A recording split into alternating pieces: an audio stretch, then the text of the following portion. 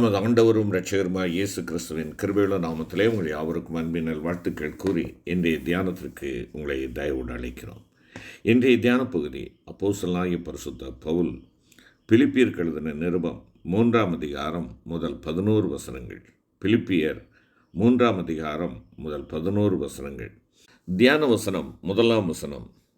பிலிப்பியர் 3ஆம் அதிகாரம் 1ஆம் வசனம். கர்த்தருக்குள் சந்தோஷப்படுங்கள். கர்த்தருக்குள் சந்தோஷப்படுங்கள்.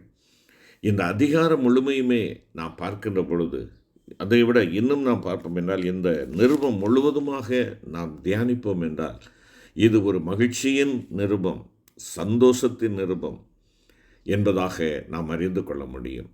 எப்பொழுதும் சந்தோஷமாக இருக்கும்படியாக பவுலடிகளார் கேட்கிறார். இந்த 3ஆம் அதிகாரத்தை நாம் தியானிக்கின்றதான வேளையிலே பவுலடிகளாரினுடைய பிரதானமான கருத்து, இல்லையென்றால் அவர் கற்றுக் கொடுக்க விரும்புகின்ற சத்தியம், கிறிஸ்துவன் ஐக்கியத்தில் நீங்கள் என்ன செய்ய வேண்டும்? சந்தோஷப்படுங்கள் என்பதாக சொல்லுகிறார். கர்த்தருக்குள் சந்தோஷமாக இருக்க வேண்டும்.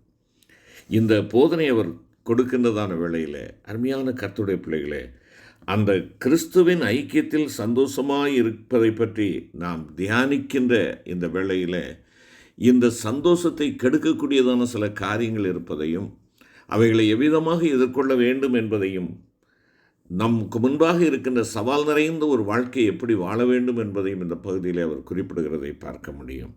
என்னை கேட்டுக்கொண்டிருக்கிற அருமையான கர்த்தருடைய பிள்ளைகளே, இந்த நிருபம் முழுவதுமாக நாம் பார்க்கின்ற பொழுது திரும்ப திரும்ப பவுலடிகளார் குறிப்பிடுகின்ற ஒரு வார்த்தை, சந்தோஷமாயிருங்கள், சந்தோஷமாயிருங்கள். இந்த சந்தோஷமாயிருங்கள் என்று சொல்லுகின்ற பொழுது என்ன சொல்லுகிறார்?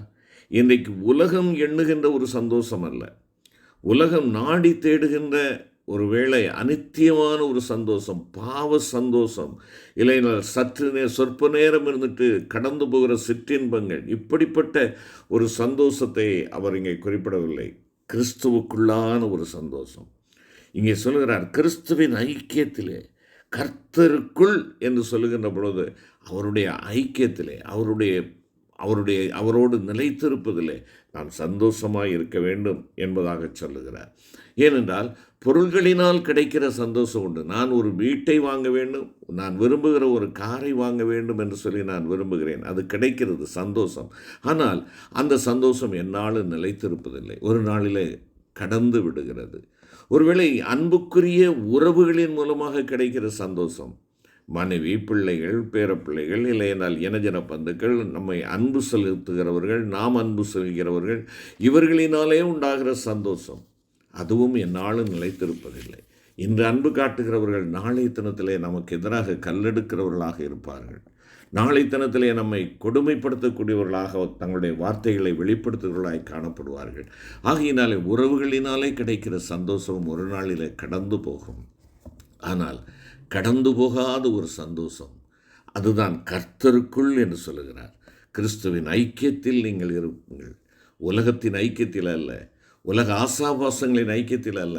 உலகத்திலே அதை செய்ய வேண்டும், இதை செய்ய வேண்டும் என்று சொல்லி ஒருவேளை கோட்டை கொத்தளங்களை கட்ட வேண்டும், எதிர்காலத்திற்குரிய திட்டங்களை வகுக்க வேண்டும் என்று சொல்லி ஓடி ஆடி உழைக்கிறதிலே உள்ள சந்தோஷம் அல்ல.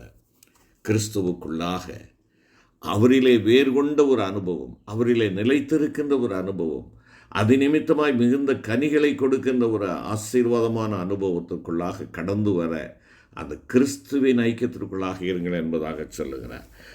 இது கடமை என்பதாக குறிப்பிடுகிறார் பவுல். திரும்ப திரும்ப சந்தோஷமாக இருங்கள் என்கிறார். கிறிஸ்தவனுடைய கடமை சந்தோஷமாக இருப்பது என்பதாக குறிப்பிடுகிறார். கவலைப்படும் கிறிஸ்தவன் கிறிஸ்தவ சபையின் ஒரு எதிரி என்று சொல்லி பார்க்கிறோம். பலவிதமான வருத்தங்களுக்குள் சிக்கி தவிக்கும் இன்றைய உலகம் விரும்புவது ஒரு அரிதான பாரமான காரியத்தை அல்ல, ஒரு எளிதான இதயத்தை தான் நாடுகிறது. இதை எப்படி ஒரு கிறிஸ்தவன் இந்த உலகத்திற்குள்ளாக காட்ட முடியும்? கர்த்தருக்குள் சந்தோஷமாக இருப்பதன் மூலமாகத்தான். கர்த்தருக்குள் சந்தோஷமாக இல்லை என்றால் பாரங்களும் சுமைகளும் நம்மை அழுத்தி நம்மை அமிழ்த்து விடுகிறது என்பதை உணர்ந்து கொள்ள வேண்டும். நாம் சிக்கி தவிக்கின்ற நம்முடைய இன்றைய நாட்களில் பலவிதமான வலைகள் நம்மை சிக்கி தவிக்க வைக்கின்றன. பலவிதமான கொள்கைகள், வினோதமான உபதேசங்கள் நம்மை சிக்கி தவிக்க வைக்கின்றன. அருமையான கர்த்தருடைய பிள்ளைகளே, ஆனால் ஒரு கிறிஸ்தவன் ஆண்டவருக்குள்ளாக இருப்பதன் மூலமாக அவன் என்ன செய்ய முடியும்? இந்த உலகத்திற்குள்ளாக அவன் தன்னை ஒரு சாட்சியாக காட்ட முடியும். அதுதான் நம்முடைய கடமை. கிறிஸ்தவனுடைய கடமை கிறிஸ்துவுக்குள் சந்தோஷமாக இருப்பது. இதை மறந்துடாதுங்க. அடுத்தபடியாக இந்த பகுதியிலே நாம் பார்க்கின்ற பொழுது நமக்கு முன்பாக கடமை இருக்கிறது. ஆனால் இந்த கடமையிலிருந்து நம்மை விழத்தட்டக்கூடிய காரியங்களுக்கு நாம் எச்சரிப்போடு இருக்க வேண்டும், ஜாக்கிரதையாக இருக்க வேண்டும் என்று சொல்லுகிறார். ஒரு ஜாக்கிரதை அல்லது ஒரு எச்சரிக்கையின் துணி இங்கே இருக்கிறது. கிறிஸ்துவுக்குள்ளான சந்தோஷத்தை கெடுக்கிற கள்ள போதகர்களுக்கும் போதகங்களுக்கும் எச்சரிக்கையாக இருக்கும்படி இங்கே பவுலடிகளார் என்ன செய்கிறார்? எச்சரிப்பை கொடுக்கிறதை நாம் இங்கே பார்க்க முடியும். இங்கே பாருங்கள், ரெண்டாவது வசனத்தை பாருங்கள். நாய்களுக்கு எச்சரிக்கையாயிருங்கள், பொல்லாத வேலையாட்களுக்கு எச்சரிக்கையாயிருங்கள், சுன்னத்துக்காரருக்கு எச்சரிக்கையாயிருங்கள். அருமையான கர்த்தருடைய பிள்ளைகளே, கிறிஸ்துவுக்குள்ளான இருக்கிற மகிழ்ச்சியை கெடுக்கக்கூடிய இந்த காரியங்களுக்கு நாம் எச்சரிக்கையாக இருக்க வேண்டும் என்று சொல்லுகிறார். ஒருவன் கிறிஸ்துவுக்குள்ளாக இருக்கின்ற அந்த ஐக்கியத்தை அந்த ஐக்கியத்தின் மூலமாக கிடைக்கிற அந்த சந்தோஷத்தை இழக்கச் செய்கிற எந்த ஒரு மனிதனும் பவுலடிகளார் சொல்கிறார், அவனை பார்த்து நாய் என்று சொல்லுகிறார்.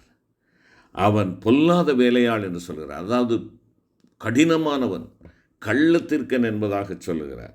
சுன்னத்துக்காரர், சடங்காச்சாரங்கள், இல்லையென்றால் நீ அதை செய், இதை செய், அதை செய்யாத, இதை செய்யாதே என்று சொல்லுகிறார். சமய கோட்பாடுகளை முன்னிறுத்துகிற மக்களை குறித்து சொல்லுகிறார்.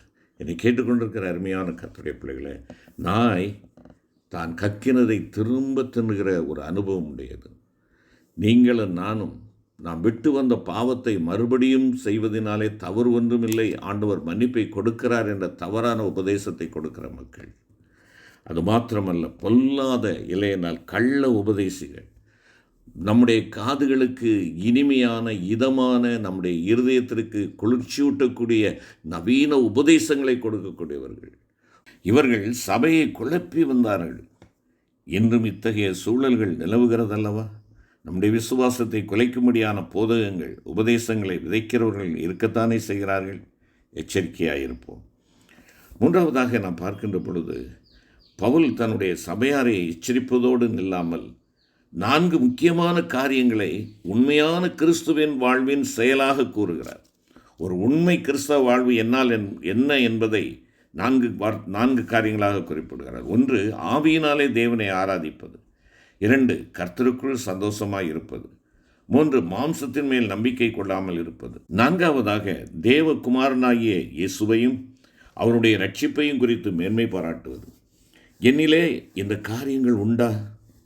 நான் தேவகுமாரனையும் அவரது சிலுவை பாடுகளின் பலனாகிய ரட்சிப்பையும் குறித்து அறியப்பட்டிராத மக்களும் அறிந்திட அறிவிக்கிறவனாக, மேன்மை பாராட்டுகிறவனாக என்னுடைய வாழ்வு, என் வளம், என் ஞானம், என்னுடைய தாளந்து பயன்படுத்தப்படுகிறதா?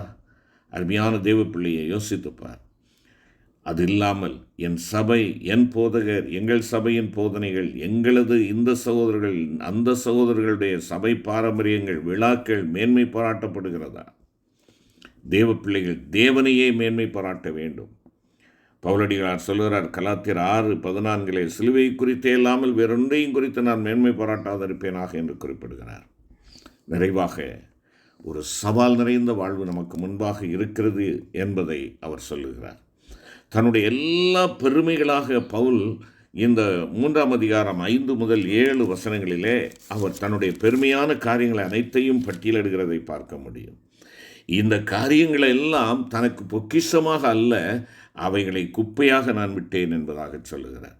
அதாவது அனைத்து பெருமைக்குரியவைகளையும் கிறிஸ்துவை அறிகிற அறிவிற்காக, அதாவது கிறிஸ்துவை தன்னுடைய தனிப்பட்ட முறையில் ஐக்கியம் கொள்வதற்காக அவைகளை குப்பையும் நஷ்டவுமாக கருதினார். அவரது பக்தி வைராக்கியம் தேவனை அறிந்து கொள்வதற்கு இடையூறாக இருந்தது.